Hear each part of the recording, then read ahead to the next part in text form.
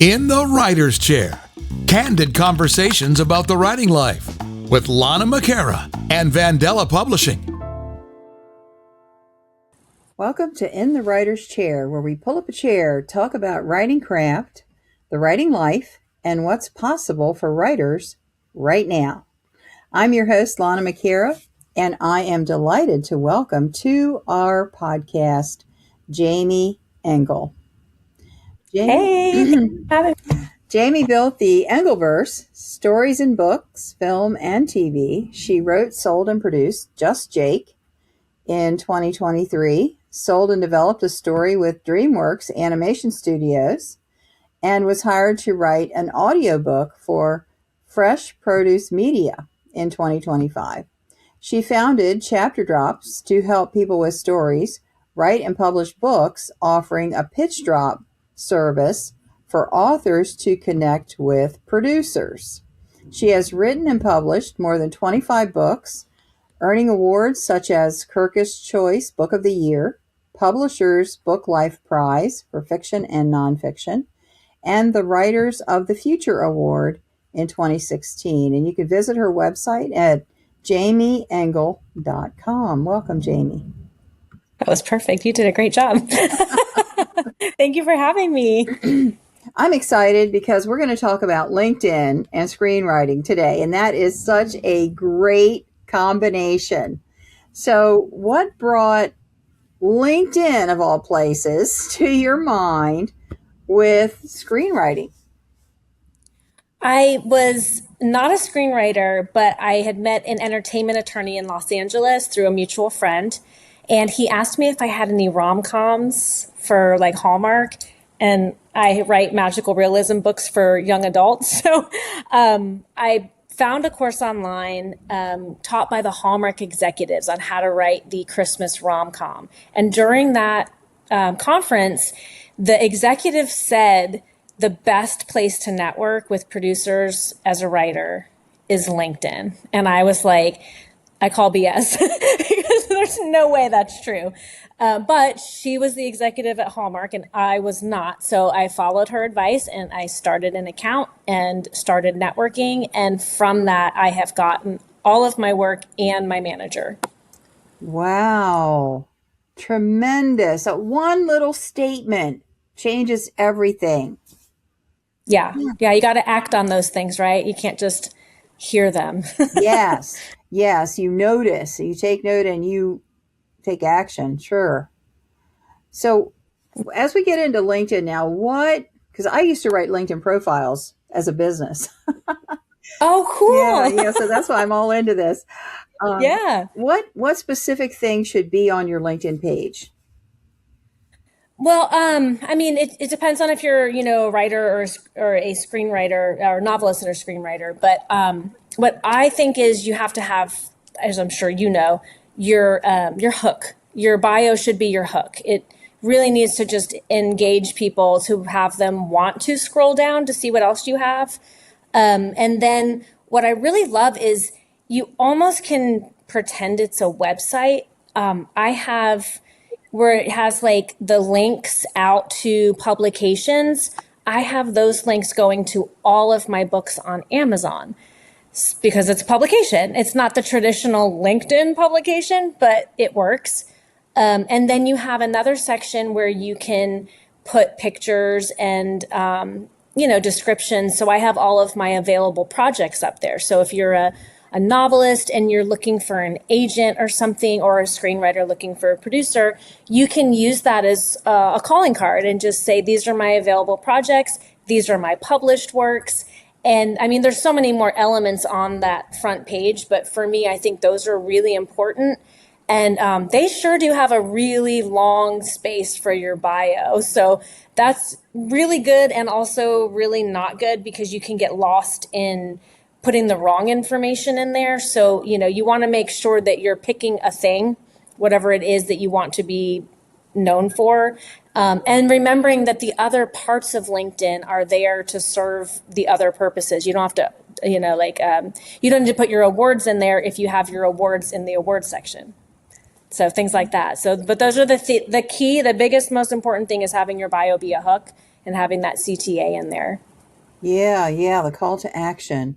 So you landed a deal with a couple of companies through LinkedIn alone. So what did that look like? What were the steps that it took to get there? Well, one of the things I do when I connect with a new producer is I always go in to the DM as soon as we connect, and I just say, thank you for connecting. That's it. Nothing more. I've been on the receiving end where people have come in and given me a 17-page bio with links and videos and things, and I'm like, whoa, like I'm a writer. I don't even do that. So just that's it. That's all I do. And then if they engage back, then I ask the ask. So in this circumstance, it was during the strike. I mean, you're not going to believe this, but my first movie came out on Monday, and then that Friday was the strike. So I couldn't even talk about it or leverage it to try and get an agent or a manager or more work. And I was like, are you kidding me? But one of the podcasts I listened to, they said this is a great time to connect with producers because there's nothing they can do but have conversations. So I found a producer who worked at Warner Brothers, and she was in animation, and that was intriguing to me. So I connected, I DM'd, she accepted, and then I said, hey, I would love to know if I can, have a conversation with you. Are you willing to take a call and just kind of talk to me about the animation process as a writer and what's different from a regular script, like a feature film script, live action, to something like an animated film?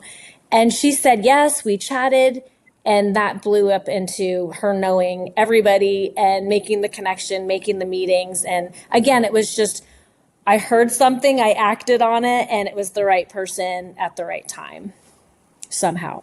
Yes, absolutely. And I'm totally a firm believer that if you take one step in front of the other and just keep following that guidance, following those synchronicities, those rendezvous, whatever you want to call them, that you will eventually get to where you need to go. But we have to pay attention. Absolutely. Yeah, you have to do all the work because, Steven Spielberg has yet to knock on my door and ask me to come, work with him. But you have to do all the hard work. You have to have the scripts. You have to have the books. You have to do the day-to-day grind that nobody sees behind the scenes to get ready so that when that opportunity comes up, you can run through that door that God opens for you. And that's kind of how my career has worked so far. So I'm going with that theory. Yes. You have to prepare for the sale. Yes, exactly. Prepare for the sale. Yeah. Or Steven Spielberg, whichever. Yeah, for sure. What do you see as the biggest mistakes that people say or people do? On LinkedIn? Yeah, that just keeps them under the radar. I think two things. I think one, they're like super overzealous in the DMs, like they just attack you with too much information and not an actual conversation. It's a business platform. You need to build relationships and trust and all the things. And then also way too much self-selling instead of attracting. I post, the reason my LinkedIn blew up, I think the first year, is because everything I was posting was what I was doing. I would just take selfies and be like in a continuing ed class, working with my mentor, writing my script, and just showing what I was doing and just sharing like the publicity of what I was doing, and not saying like book for sale, pitch, pick me, put me in, coach. And from that, within like 6 months, I got a DM from a producer, and he said, hey, go check me out on IMDb and come back. I want to read some of your work. And he produced Stephen King's Thinner and The Stand and all kinds of big Hollywood blockbusters in the 80s and 90s. And we've been working together ever since on a project. But that was all because I was being attractive and not like, pick me. So I think that's another big problem, is that people, they write something, so they just assume somebody should want it. And they are frustrated that they're not selling because they just did it. And just doing it is the bare minimum. That's the easy part. the hard part is getting the visibility and the consistency of proving that you're worth someone investing money and time and millions of dollars and years of their life into. So that, I think, is the biggest problem. How does someone know that their book or screenplay is good enough for submitting? So I have watched a really lot of bad television and movies, so I am not a good judge of how the industry works. I would recommend a professional coverage. Hiring, if it's your first script, hiring a mentor, someone who's a professional screenwriter who can help you and go through the process with you, and then also getting quality coverage. I work with a guy who he works for A-list. He does coverage for A-list movies, and he gets all of my scripts, and then he gives me what works, what doesn't work. And that really just gives me the confidence to now take that script and then submit it to like Austin Film Festival. And I've placed there twice as a, what do they call it? It's like they're 20 percenters. So it's like a semifinalist spot. But, that gave me the confidence. I got the script. I didn't get any placement. I did the mentor. I did the coverage. I sent it back the next year and it placed. So I really think that's super important, is just getting other people to help you to get your script to where it needs to be. And then it's just like querying a book. You're going to get some agents or publishers that connect and love it, and you're going to get other people that want to change things that you don't really agree with. So that game is the same no matter where you're at. But I think in screenwriting, the difference is because it's a collaborative process, you have to know that whatever you write on the page is more like a suggestion. It's not going to be what's on the screen unless you're the producer, director, writer. So I think it's really important to just get other people to give you feedback before you start submitting. Yes, getting feedback is so important. And Yeah. I'm going to take 30 seconds right now to talk just for one little bit for Vandella Publishing, our sponsor today. Vandella Publishing is a traditional publisher that is author-owned and operated. We work with authors to bring their books into the mainstream, into all of the outlets and around the globe, 39,000 distributors. And we also help our authors get placement in live speaking engagements. We have a publicity department that is part of the offering from Vandella Publishing. So if you have a book on Amazon that you want to get broad distribution for, get it into libraries and all that, check us out. Vandella Publishing, and it is V as in Victor, Endela, publishing.com. Well, Jaimie, my mind is going in 1,000 directions at one time right now. So how did you get a mentor? Where did you find that person? And what is like a ballpark range of what that would cost? My mentor is, she was working with the Jacob Kruger Studios, and I found that podcast. I think it's writeyourscreenplay.com. That's the podcast, Write Your Screenplay, which sounded like what I needed to learn. And really good screenplay podcast that brought me into the school. I took their writing class. I took their TV writing class, and they have other things. I get nothing back from them, so I'm just pitching them because they're amazing. And so through that program, I hired a mentor, and we worked on that one script I was just talking about that went to Austin twice and then placed the second time. And I feel like it was like $375 or so for an hour. And that gave me like 5 pages or 10 pages. So what I did is I paid for her to read the whole script the first time because it was like extra per page.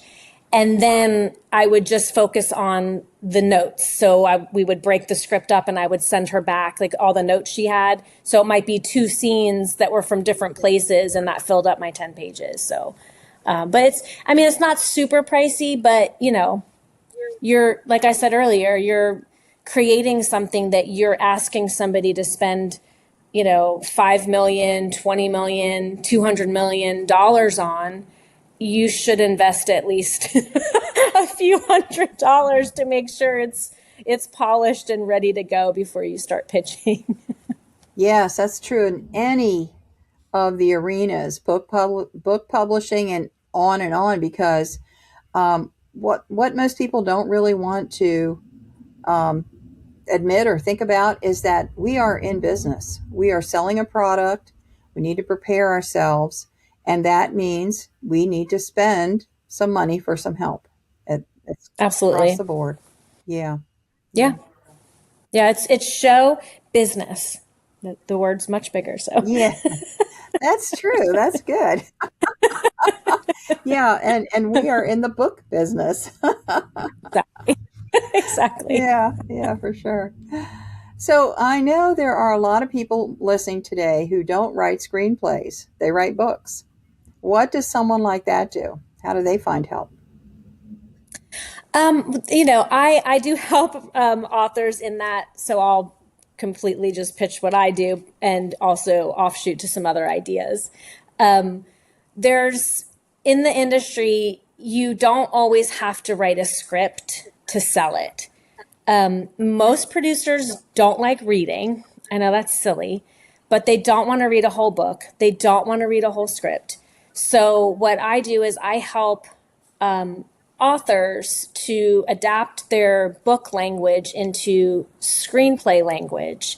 And then I help them pitch by teaching them how and where to do so, and also share it with my producer network because there's a lot of different roles in a movie. So I can come in as the screenwriter if the studio wants to hire me to do that, or I can come in as another producer. And so there's always opportunities to collaborate with novelists to bring stories to the screen. And it provides me a bigger portfolio. It provides the novelist an opportunity to pitch a vetted, Hollywood producer and not some crazy guy who's just sending out random emails, which I get every day. So I feel like right now, because I'm not in a guild, even though my first movie was a guild eligible movie, except for they didn't, you have to register the film in advance with the guild, and they didn't go that route. So they stayed independent. So right now I'm not with a guild. So I'm in this really unique time and space where I can still work with individual writers and help to kind of be the networking person in between the novelist and the producer. There's so many great stories out there that will never get into the hands of a producer. So I can kind of help with that. That's I love that. I just love meeting authors and then helping them get the product ready to go and then sharing it with the producer. Other ways are you can go to things like Austin Film Festival. It's a wonderful conference. You can meet producers. There's also the American Film Market that just happened, I think, in October. That's where, I don't know how you would compare it in the book world, but you can set up appointments with producers and networks and studios that are either looking for scripts or looking for finished films. And then you can always do some local research. There's usually a film school near you that's looking to shoot something. If you have a book that you can say, hey, you're welcome to use my book and find a scene, then you have a nice little video that you can share, you can pitch. So there's a lot of options, and I'm absolutely happy to chat with anybody who wants to reach out to me. And, I don't charge a fee to just have a conversation. So I'm happy to talk with anybody about the process and what they can do. Wow, that's awesome. That is so amazing. Because you are such a perfect match of skill set and connections. Yeah, that is Yeah, thank beautiful. you. That's kind of the goal. I want to help people, and I really enjoy writing, and I like I have so many, I have World War II dramas, and, I've got crime, and I've got romance and comedy and all these different genres that I don't write in, but now they're part of my portfolio, and I get to help an author connect, and I get to help myself connect, and we get to work together and get excited about, oh my gosh, I just sent you to a producer. You're going to Hulu, you're at Tubi. And, it's really fun to just share that call with a novelist, and just, it's really awesome. Yeah, for sure. Where are you located? I am in Florida. I'm east of Orlando near like SpaceX. So I watch the rockets go off from my driveway. Oh, wow. Yeah, yeah. I think we kind of missed each other at the Sunshine State Book Festival in Gainesville. Yeah, Sadly, yeah. but I'm the other direction. I'm an hour and a half north, Okay. and you're south. Okay. Wow. Yeah, Yeah. Yeah. yeah. It's cold here now. That's all I have to say. And Okay. Like when this is airing, but it is cold right now. yes, it is. It is absolutely cold in Florida. It's like a it's like a 25-year event or something. It's Right. For sure. yeah, yeah. So how does someone who feels like, oh, I'm small potatoes, I'm not even in that world, how does someone like that get started? So I would recommend finding me on LinkedIn and following me.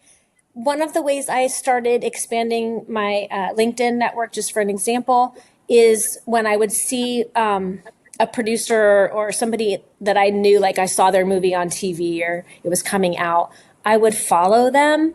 And then I would go through everybody who commented and I would make a connection with them because then it's kind of like what is it, the six steps to Kevin Bacon or whatever. Like if they saw that I was friends with that person, then they were like, oh, well, I'll friend her too. And I really built my network out by doing that a few times.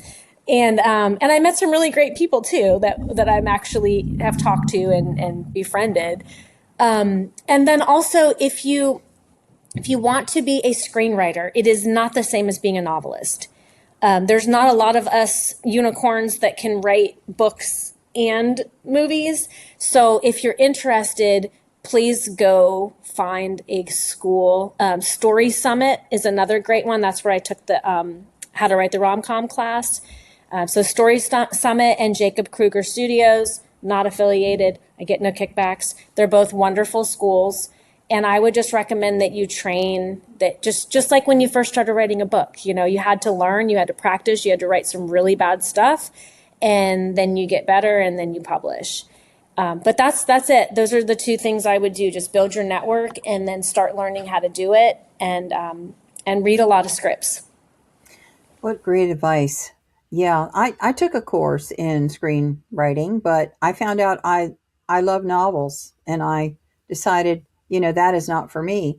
So it's not a failure if you can't, do that, if you don't No. want to do that. I wanted to focus Mhm. on what I was really good at. I've written 50 books now, 50, and I would rather have 50 books under my belt than write, a couple of screenplays and spend all that time.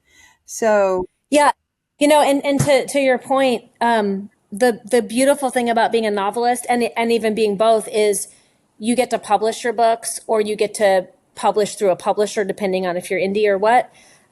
With a script, it's like you write it and then what? Like you hope you can get it to someone someday, but there's a possible universe where it will never leave your computer. And so having the book, being a novelist and being able to do that. Well, first of all, you have 50 forms of intellectual property now that you can, always be the owner of this idea.